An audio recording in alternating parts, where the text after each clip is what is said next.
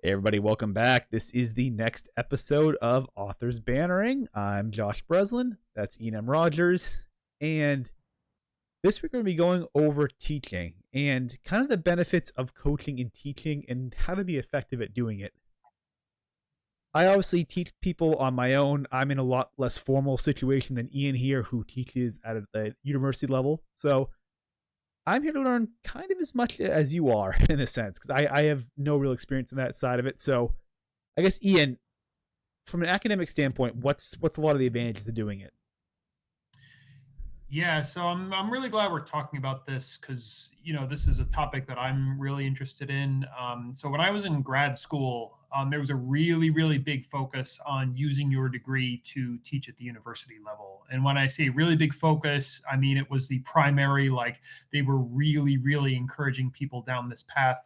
And again, it was partly because the mentors, the teachers in the program, that was their path. So Yep. it's very natural for them to recommend that, but also because once upon a time in previous decades, this was a really good path for writers. I mean, you could go to grad school, get an MFA, maybe a PhD if you were in it for the long haul, and you could pick up a high-paying, secure tenure track position at a big university somewhere. And a lot of universities were expanding their MFA programs, expanding their creative writing programs. They were looking to hire novelists to be teachers. And Yep. there were a lot of jobs in this for a long time. Now there's fewer jobs, or I should say fewer good jobs. The tenure track, high paying variety are, not as common as they once were. And there's a lot of lower paying adjunct type jobs that people can get, and those can be very useful, and especially as a part-time gig. But it's not quite the golden ticket that it once was. I myself do a lot of coaching and mentoring through my editing work. And I say that as in, like simple edits become, more elaborate or long-term coaching relationships where, people, have a manuscript they're working on and they want to be, talk through it or get it to the next level and so on, which has been really helpful for me. I like that lifestyle a lot because it allows me a tremendous amount of flexibility. I'm allowed to structure my own time, work on my own writing in the morning, and then do, coaching work in the afternoon. And then my teaching that I do is also very flexible as well. I teach in an online MFA program that's one-on-one. It's low residency, so I'm working with individual students and their manuscripts Yep. over Zoom and Microsoft Word and email, just like they were a client of mine, which suits my schedule very well and doesn't involve driving to a campus, speaking in front of a large group of people, preparing lectures, or certainly grading large numbers of essays, which can be a really big time suck for teaching. Nice. That being said, I think there's lots of teaching opportunities out there. If you're thinking about teaching opportunities, you might think about which ones are open to you with the degree that you have. If you don't have a graduate degree, then your options are going to be a little bit more limited. But you still might be able to harness some of your other talents when it comes to working with newer writers, tutoring writers who are just starting out, or through editing has been really good for me for opening up opportunities. I started off with pretty basic copy editing and ESL type work, English as a second language work, and that was a really good way for me to sharpen my skills and expand my client base to get into more of the coaching opportunities. Awesome. And yeah, and so I think the big things you hit on there was obviously the main thing, which is if you're going to be a writer, you need some sort of supplemental income. Like it's very rare you make money off just your books, and teaching is a good way of doing that. Just because, like you said, flexibility. You don't have to necessarily put in a straight 8 hour busy shift at like a regular traditional job here. You can actually kind of split it up basically where you have a good stretch of chunk maybe in the mornings or whatever to actually do your creative work and build your life around it. And so for me, it's one of the same things where I do it as like just like very much a side gig. And I don't know about you, but like I imagine for both of us, the type of people we work with, although no, you do editing though. So I was gonna say like the difference from a student and a regular person, like a non-student basically is a little bit different probably. But how do you find you're able to reach them? Because I know for me, I have to kind of tailor it a little bit to each person, but I don't know for you if you have like a certain way you're able to, effectively reach the people you're teaching. Yeah, I like that question a lot. For me, one of the reasons I like working with people one on one is because it does allow me to get deeper into an individual project and work with the student Yeah. or the client in a more individualized way. And when I say individualized, I mean I'm not just preparing a lecture and speaking in generalities to a large group. And when you speak in generalities to a large group, the large group, they might know all that already and it might be beneath them, or it might be too fast or too confusing, or it might be in left field and not really what they need to hear. So Yeah. if I'm working with an individual person in their writing, no matter what level the person's at, I can gauge what the person needs and try and cater my comments, my level of involvement, to that specific person in order to move them to the next level, whatever it might be.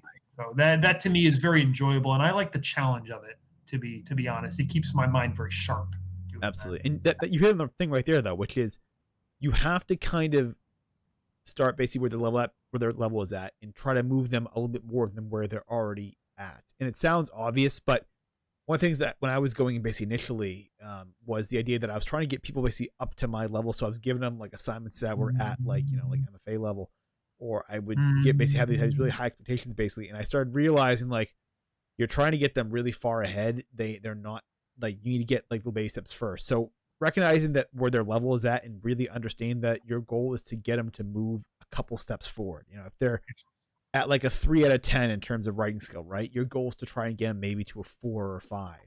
If you can do that, you're helping advance. Don't think about getting them to like an 8 or a 9 or a 10 because you have really high expectations. You want them to do well and do the best they can.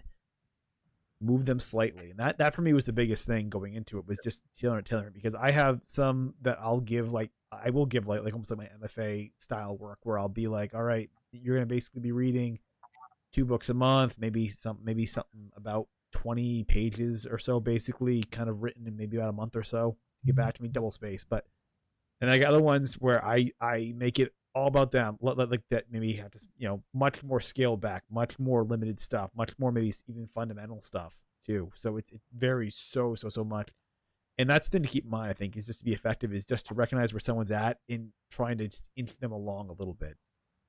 Yes. Yeah.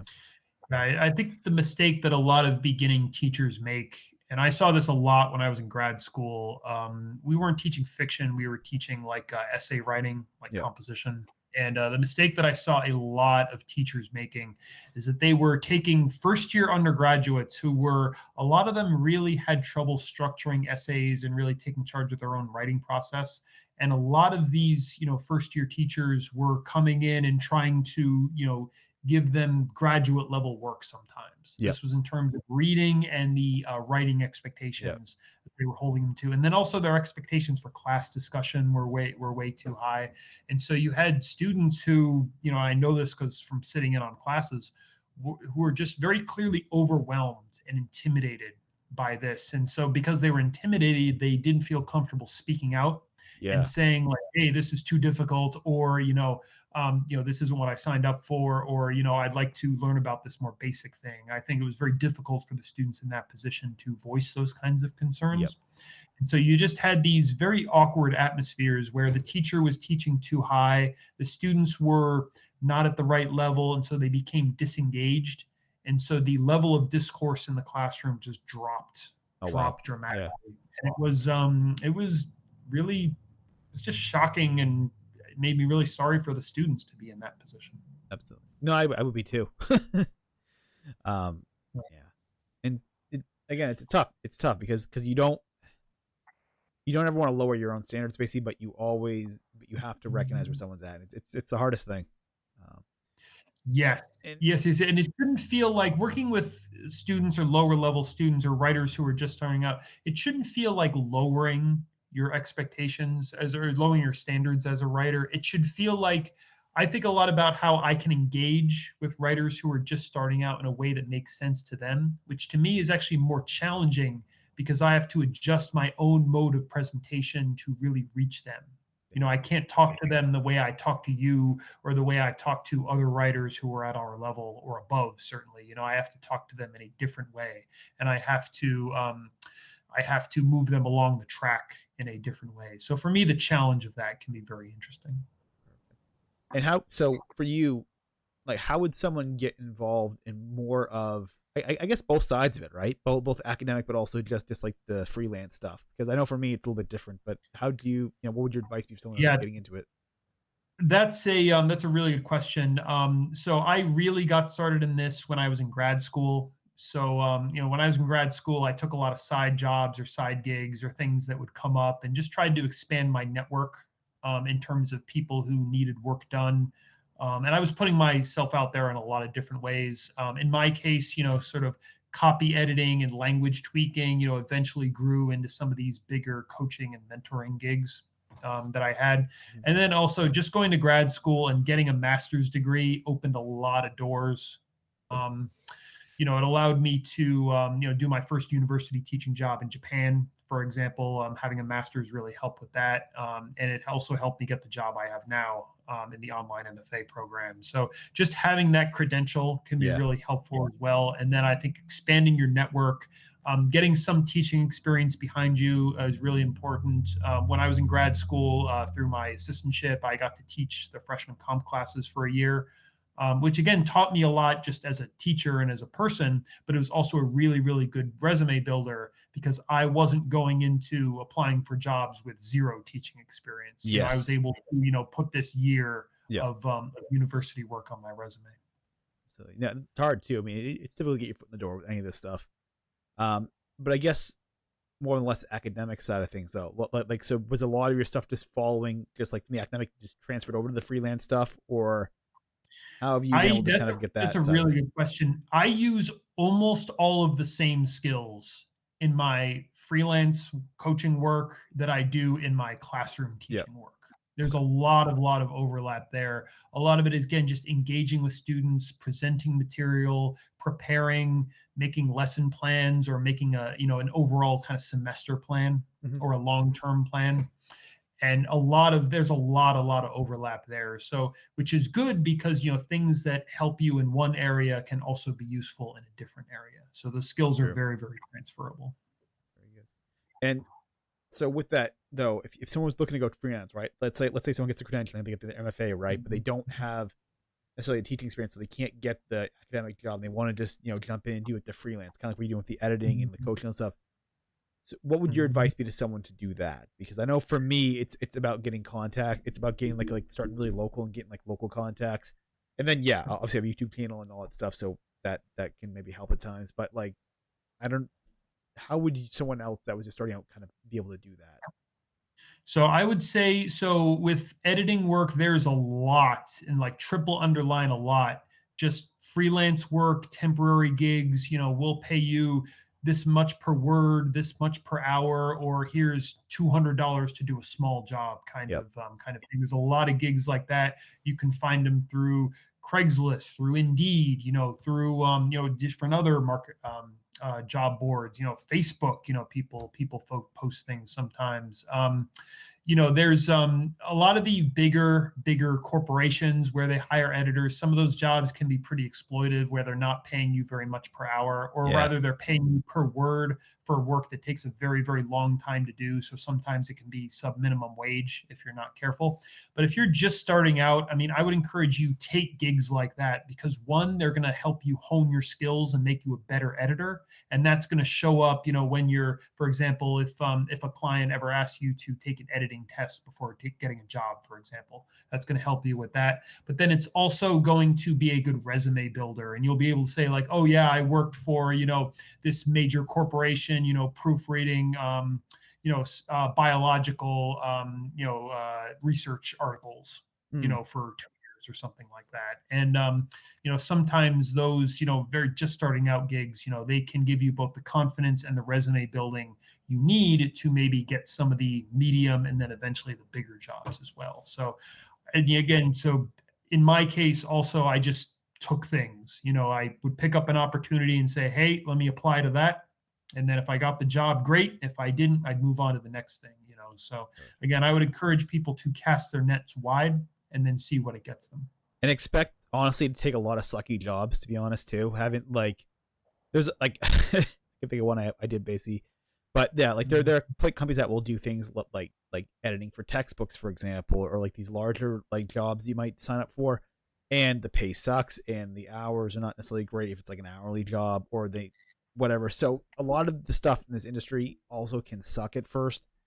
Recognizing that you can just take these jobs and not be too committed to not leaving them is going to be really really strong, because there is a lot of like there is especially a lot of the bigger ones. There's a lot of it's not exploiting necessarily, but it's a lot of bad terms that don't No, favor I necessarily would you. go so far as to say, exploitation, the Okay. idea that people are just not being paid very well. They Yeah. just need warm bodies, sub minimum wage. A lot of like copywriting jobs can be like that, where they say like, oh, we'll pay you $30 an article or $40 an article or something, and the article takes a few hours to do sometimes, and that can be pretty rough. And the people who are paying the $30 or $40 an article are also making a lot more money off of the advertising for Yeah. those articles or whatever they need those articles for. So it's part of their business model to basically pay people less so that they can make more.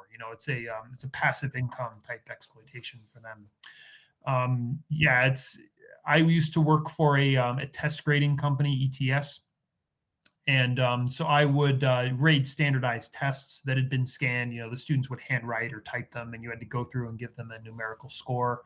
Um, Taught me a lot about basically just looking at different types of writing and patterns and so on, because the essays were so repetitive.